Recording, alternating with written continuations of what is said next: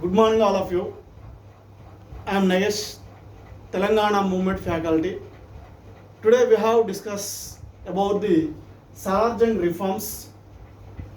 So, Salarjung 1853లో హైదరాబాద్ దివాన్గా recruit అయి 30 years వరకు అంటే దాదాపుగా 1883 వరకు దివాన్గా కొనసాగడం జరిగింది. So he was A creator of modern Hyderabad. ఆధునిక హైదరాబాద్ నిర్మాతగా పిలువబడ్డటువంటి వ్యక్తి అంటే సాలార్జంగ్.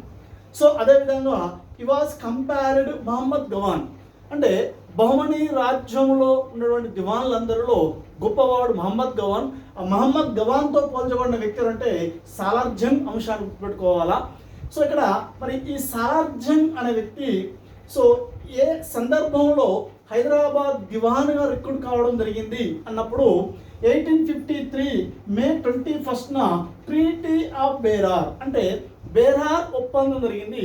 సో ఈ బేరార్ ఒప్పందం అనంతరము సాలార్జంగ్ యొక్క మేనమామ 1853 May 26న మరణించడము. సో అలా అనుకోకుండా సాలార్జంగ్ అనేవాడు హైదరాబాద్ దివాన్గా రిక్రూట్ కావడము అనేది జరిగింది. సో అంశం గుర్తుపెట్టుకోవాలా. అలా 1853 May 31న so he was a recruit so Hyderabad diwan. So మరి దివాన్గా సాలార్జంగ్ దాదాపుగా ఎంతమంది నిజాముల వద్ద వర్క్ చేశాడు అంటే 1853 to 1883 అంటే దాదాపుగా 30 years ముగ్గురు నిజాముల వద్ద దివాన్గా వర్క్ చేయడం జరిగింది. ఎవరా నిజాంలు అంటే Nasiruddaula, second one Afzaluddaula, third one Mir Mahbub Ali Khan.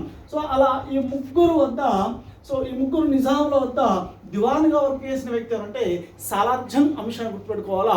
So అలా ఈ సాలార్జంగ్ ఎప్పుడైతే హైదరాబాద్ దివాన్గా రిక్రూట్ అయిందో సో దివాన్గా రిక్రూట్ అయిన అనంతరము సాలార్జంగ్ హైదరాబాద్ రాజ్యంలో దాదాపుగా 8 రకాల రిఫార్మ్స్ అంటే సంస్కరణలు ఇంప్లిమెంటేషన్ చేయడం అనేది జరిగింది. సో అందులో అడ్మినిస్ట్రేటివ్ రిఫార్మ్స్, ఎకానమిక్ రిఫార్మ్స్, అదేవిధంగా revenue reforms, education reforms, so అదేవిధంగా సో ఏంటంటే so police reforms, judicial reforms, industrial reforms, అదేవిధంగా సో ఏంటంటే ట్రాన్స్పోర్ట్ అండ్ కమ్యూనికేషన్ రంగంలో కూడా రిఫార్మ్స్ తీసుకొచ్చి హైదరాబాద్ రాజ్యాన్ని టోటల్గా మార్చివేసిన ఘనత ఎవరంటే సాలార్జంగ్ అంశాన్ని మనం గుర్తుపెట్టుకునే ప్రయత్నము అని చేయాలా. Okay, thank you. ఆఫీస్